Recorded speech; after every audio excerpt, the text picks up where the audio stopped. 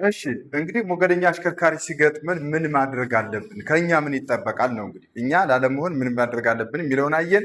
አሁን ደግሞ ሞገደኛ አሽከርካሪ ሲገጥመን ምን እናድርግ? የግድ ይገጥመናል፣ የግድ ስለሚገጥመን ማለት ነው። ስለዚህ መልካም ስነ ምግባር የሌለው አሽከርካሪ ስለሚገጥመን ከኛ ምን ይጠበቃል?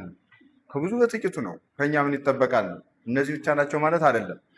ስለዚህ ረድፍን ላለመልቀቅ ሲባል ፉክክር ውስጥ አለመግባት፣ ፉክክር ውስጥ አለመግባት እንግዲህ ረድፍን ላለመልቀቅ ሲባል ፉክክር ውስጥ አለመግባት፣ በጥቅሉ ፉክክር ውስጥ አለመግባት፣ እሱ በሚያሳየን መንገድ እየሄድን ፉክክር ውስጥ አለመግባት ተገቢ ነው። አለመግባት ተገቢ ነው ማለት ነው። አለመግባት ተገቢ። የአይን ላይን ግንኙነትን ማስወገድ፣ የአይን ላይን ግንኙነትን ማስወገድ። ይሄ ማለት ምን ማለት ነው? ባለጌ ሲያዩት ይብስበታል አይደል? ባለጌ ሲያዩት ይብስበታል ይባላል እና የአይን ላይን ግንኙነትን ማስወገድ። ይሄ ማለት ምን ማለት ነው? ለምሳሌ ምን ሊያደርግ ይችላል እሱ ማለት ነው?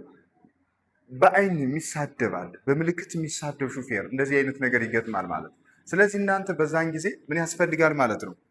አይናችሁን መለስ ስታደርጉት ካላያችሁት ምን ይሆናል ማለት ነው? እየበረደ የመሄድ ነገር ይኖራል ማለት ነው። እየበረደ የመሄድ ነገር። ስለዚህ የአይን ላይን ግንኙነትን ማስወገድ። ነገር ግን የአይን ላይን ግንኙነትን አስወግዳችሁ ዝም ብላችሁ አትተውትም። በአይነ ቁራኛ ታዩታላችሁ። አይነ ቁራኛ ማለት ምን ማለት ነው? እንደምታዩት አያውቅም፣ ነገር ግን ማየት ማለት ነው አይደል? አለበለዚያ ሙሉ በሙሉ ዝም ብላችሁ ተተዋችሁት አይድረስ ነው። መጦም ደግሞ ጥቃት ሊያደርስባችሁ ይችላል አይደል? ማየት አስፈላጊ ነው፣ ግን እንደማያቸው አድርጋችሁ ነገሮችን ዘና ብላችሁ መከታተል ያስፈልጋል ማለት ነው። ጸያፍ ስድቦችንና ምልክቶችን ችላ ማለት ያስፈልጋል። ጸያፍ ስድቦችንና ምልክቶችን ችላ ማለት ያስፈልጋል ማለት ነው። ይሄ ለማሽከርከር ብቻ አይደለም፣ አጠቃላይ ለህይወታችንም እጅግ በጣም ጠቃሚ ነገር ነው ማለት ነው።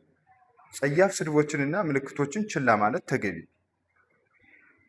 ብዙም ይሳደባል፣ ያልተገባ ስድብ። መናኸሪያ አካባቢ ስትሄዱ የስድብ ፋብሪካ ነው አይደል? አይደል? መናኸሪያ ስትሄዱ የስድብ ፋብሪካ ነው ያለ። በቃ በሆነ ቦታ ስትሄዱ የስድብ ፋብሪካ አለ እና እንደዛ እናንተ መሆን የለባችሁ፣ ችላ ማለት አለባችሁ። ለምሳሌ እኔ የሚገርመኝ ነገር ምን አለ የሆነ ሰው ተነስቶ አንተን እኔ ሌባ ብዬ ብሰድብህ ለምንድን ነው የሚያምህ? ለምንድን ነው የሚያምህ? አይዶን የኔ እይታ ብቻ ይሆናል ብዬ አላስብም። ብዙ ሰው ይጋራዋል። ግን ለምን ያመናል? ሰው ሌባ ብሎ ሲሰድበን ለምንድን ነው የሚያመን?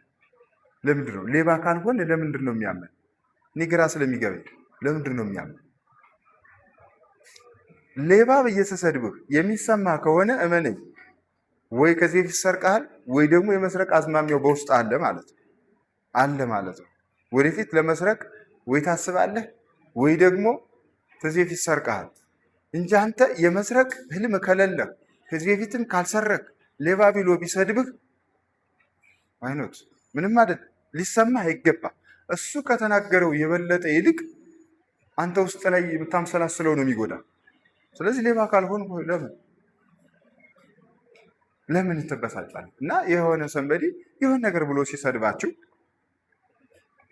ማሰብ ወደ ራሳችሁ ወስዳችሁ ይሄ ነገር እኔን ይገልጸኛል አይገልጸኝም ብላችሁ ማሰብ መቻል አለባችሁ። ይገልጸኛል አይገልጸኝም፣ እኔ ይሄን ነገር ነኝ አይደለሁ ከሆናችሁ ለማስተካከል መጣር ነው።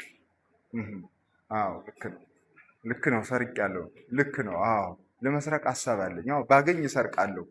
ይህ ሀሳብ ውስጣችሁ ካለ አውጣችሁ መጣል መቻል አለባችሁ። ከዛ ውጭ ግን ያልሆናችሁትን ነገር ሰው ቢላችሁ ምንድን ነው? ምንም አይደለም አይደል? ስለዚህ ሰው ዝም ብሎ ሊሰድባችሁ ይችላል፣ ብዙ ነገር ሊላችሁ ይችላል። ስለዚህ ያን ያህል ክሬዲት ልሰጡት አይገባም ነው። ስለዚህ ጸያፍ ስድቦችና ምልክቶችን ችላ ማለት ተገቢ ነው። በምልክት ስድብ አለ፣ ምን አለ፣ እነዛን ነገሮች ሁሉ መተው፣ ሳይበሳጩ ዘና ብለው ሁኔታዎችን መከታተል፣ ሳይበሳጩ ዘና ብለው ሁኔታዎችን መከታተል ያስፈልጋል። ባለጌ ምንድን ነው? ይሰድበናል፣ ይዝትብናል፣ በምልክት በመጮህ በምን ይሰድበናል። እኛ ሳንበሳጭ ዘና ብለን ሁኔታዎችን መከታተል ያስፈልጋል። ስንከታተል ደግሞ በአይነ ቁራኛ መሆን አለበት እንጂ በምን መሆን የለበትም? አይን ላይን እንዲገጥመን መሆን የለበትም ማለት ነው። ያ ካልሆነ አንችልም። እኛም እሱም እየባሰበት ነው የሚሄደው ማለት ነው። እየባሰበት ነው የሚሄደው። ስለዚህ ዘና ብለን ሳንበሳጭ ቁጭ ብለን ሁኔታዎችን በተረጋጋ መንፈስ ምን ማድረግ ያስፈልጋል? መከታተል ያስፈልጋል። ባለጌን የምናሸንፈው በዚህ መንገድ ነው ማለት ነው። እሱ በሄደበት መንገድ ሂደን ምን አይሆንም ማለት ነው? አናሸንፈው። ምክንያቱም ምንድን ነው ከገጠምን ወይ እሱ ይጎዳል ወይ እናንተ ትጎዳላችሁ። ጎዳችሁም ጉዳት ነው፣ ተጎዳችሁም ጉዳት ነው። መግደልም ጉዳት ነው፣ መገደልም ጉዳት ነው። ሁለቱም ጉዳት ነው፣ ሁለቱም ጉዳት ነው። ስለዚህ በዚህ መንገድ ነው ችግሩን ሳያባብሱ በሰላም ለመጨረስ ጥረት ማድረግ። የሆነ ችግር ከተፈጠረ ለምሳሌ ግጭት ሊፈጠር ይችላል። ሳያባብሱ በሰላማዊ መንገድ ለመጨረስ ጥረት ማድረግ ያስፈልጋል ማለት ነው። ሳያባብሱ ጥፋት ካጠፋን ጥፋታችንን አምነን ይቅርታ ብለን ለበደልነው አካል መካስ መቻል አለብን። ይሄን መልመድ መቻል አለብን። መልመድ መቻል አለብን። አሁን ብዙ ጊዜ የማይደረገው ምንድን ነው? ሁኔታዎችና አጋጣሚዎችን ብቻ ነው እኛ ምንጠብቅ። ሁኔታዎችንና አጋጣሚዎችን በጣም የሰው ልጅ ባህሪ አይደለም እና በድለናል። እንደ በደልን እያወቅ ግጭት ተከስቶ ጥፋተኞች እኛ እንደሆን እያወቅ አጋጣሚዎችን እንጠቀማለን። ምንድን አጋጣሚ ነው የምንጠቀመው? አንደኛ ያ ሰው አቁሞት ከሆነ ሄደ ቶሎ መጥፋት፣ ግጭት አድርሰን ሰው ማየንና ሕግ አካል የማያስቆመን ከሆነ ለመጥፋት መጣር።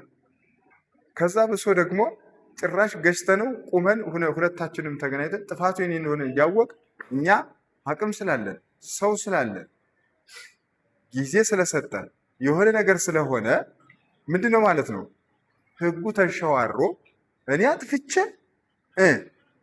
እኔው እንድካስ ላደርግ ይችላሉ አይደለም? እኔ አጥፍቼ እኔው እንድካስ ላደርግ ይችላሉ። እመኑኝ፣ እንደዛ አይነት ነገር ግን አይጠቅምም። ለምንም አይጠቅም። ለበደላችሁ ወዲያውኑ ካሳ ስጡ። ከበደላችሁ ወዲያውኑ ካሳ ስጡ። ሕግ ስለጠየቃችሁ ስላልጠየቃችሁ ከበደላችሁ ወዲያውኑ ካሳ ስጡ። አለበለዚያ ባለዕዳ አትሁኑ። ዕዳ አትሸከሙ። ዕዳ መሸከም የለባችሁ።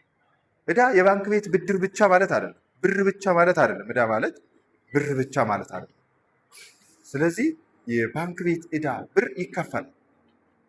ብር የሚከፈል ዕዳ ነው ማለት። ነገር ግን ይሄ ሰውን መበደል ግን ይሄ ዕዳ ነው። ሰውን ብዙ ጊዜ የማይገባው ስለ ዕዳ ምንድን ነው? ዕዳ አለብህ፣ እኔ ነፃ ነኝ፣ ዕዳ የለብኝም፣ ምክንያቱም ብድር የለብኝም ይላል። ሁላችንም ባለዕዳ፣ በጣም ባለዕዳዎች። አሁን ያስቸገረን የባንክ ቤት ብድር ብር ምናምን አይደለም ይመስለናል። ግን ያስቸገረን ምንድን ነው? ሁላችንም በየቀኑ የምንፈጽመው ዕዳ ነው። ያ ዕዳ ደግሞ ሰው ስንበድል ያ ዕዳ የሚከፈለው በምንድን ነው? ወይ በእኛ ህይወት ነው ወይ በልጆቻችን ህይወት ነው። የባንክ ቤት ዕዳ ከሆነ ግን በንብረት ነው የሚከፈለው። ንብረት ካለ ተሽጦ ነው የሚከፈለው። ሰው ስንበድል ግን በምንድን ነው የሚከፈለው? ሰው የገደለ ሰው ወይ እሱ ይገደላል፣ እሱ ደግሞ ካመለጠ ሌላው ቤተሰብ ይገደላል። ዕዳ አይቀር ይከፈላል። ስለዚህ ባለዕዳ መሆን የለብን። ከበደል ለበደል ነው በደል መካስ አለብን። ወዲያውን ማረፍ አለብን። ዕዳ ተሸክመን መሄድ የለብን። በየቀኑ የምንሸከመው ዕዳ አለ። ስንዋሽ ዕዳ ነው። ሰው ስንበድል ዕዳ ነው። ማጣመም የለብን። ጊዜ ሰጠን አጋጣሚ ሰጠን ብለን ሰው መበደል የለብን። አለበለዚያ ዕዳ ነው። ያ ነው አሁን ያ ምስቅልቅልቅል ያደረገን የተሸከምነው ዕዳ ነው። በየቀኑ የምንሸከመው ዕዳ ነው። እኛ ብር ብቻ ስለሚመስለን ነው ዕዳ። እና በተለይ የተጣመመ ስራ አለ። መንገድ ላይ ስትወጡ ግጭት ሲፈጠር፣ አደጋ ሲፈጠር፣ የሰው ሕይወት ሲጎዳ ምን ሲል በትክክለኛው መንገድ አይፈረድም። በጣም ነው የሚያሳዝነው። በጣም ነው የሚያሳዝነው። ሕግን ከተጣመመ ይጣመም። እናንተ ግን ለበደላችሁት ነገር አግባቡን ካሳ ስጡ። አለበለዚያ ዕዳ ተሸክማችሁ አትሂዱ። ምክንያቱም ምንድን ነው ባለዕዳ ከሆናችሁ ምን ይሆናል ማለት ነው? እናንተ ብታልፉ ለልጆቻችሁ የሚደርስ ዕዳ ነው። አለበለዚያ ምን አይሆንም ማለት ነው? ዝም ብሎ የሚቀር ነገር የለም። ዕዳ ይከፈላል። እመኑ፣ ዕዳ ይከፈላል። በቃ ክፉ ለሰው ክፉ ከዋል አታውቀውም እንጂ በሌላ መንገድ ለአንተ ክፉ ይዋል። እና እኔ አሁን ባጃጅ ይዤ ስወጣ አንዳንድ ግርም የሚለኝ ነገር አለ። ምን ያለ መሰላችሁ? አንዳንዱን ሰው የ400 ብር ኮንትራት በ200 ብር ወስደዋል። አይዶን እንዴት እንደሆነ እኔ እንጃ። የ400 ብር ኮንትራት በ200 ብር ወስደዋል። 200 ብር ለዋል። ለምን እንዳልኩት አላውቅም። 200 ብር ወስደዋል። አንዳንዱን ሰው ደግሞ የ100 ብር ኮንትራት 300 ብር ወስደዋል። እንዴት እንደሆነ እኔ እንጃ። ስታስተውሉት ግን ምንድን ነው መሰላችሁ? ስታስተውሉት ያልተገባ ብር፣ ያልተገባ የሰው ሀብት፣ ያልተገባ የሰው ንብረት አሁን ያ ሰው የ400 ብር በ200 ብር የወሰድኩትኝ ለምንድን ነው? ያ ሰው ምንድን ነው ማለት ነው ብሩን ያ ሰው ወይ ለበረከት አውሎታል ወይ ደግሞ ሰው ባልተገባ መንገድ ወስዶበታል። ተፈጥሮ እየተካችው እየካሰችው ወይ ደግሞ እኔ ምን እያደረግኩኝ ነው ማለት ምን አድርጌያለሁ ማለት ነው። የ400 ብር ኮንትራት 800 ብር ወስጃለሁ ማለት ነው። ስለዚህ የ200 ብር ኮንትራት በ400 ብር እንድወስድ አደረገ። እያስከፈለኝ ነው፣ ተፈጥሮ እያስከፈለች። ገብቷችኋል አይደል? አናስተውሎም እንጂ ተፈጥሮ ሚዛን ናት። በምንም ተአምር አትሸውዳት፣ በምንም ተአምር ማለት ነው። እዚህ መልካም ነገር አድርገህ ከሆነ አንተ እዚህ ጋር የ400 ብር ኮንትራት በ200 ብር እንድወስድ ያደርገኛል እኔን መጡ። ምክንያቱም እኔ ዳለብኛ ከኔ ለአንተ ይሰጣል ማለት ነው።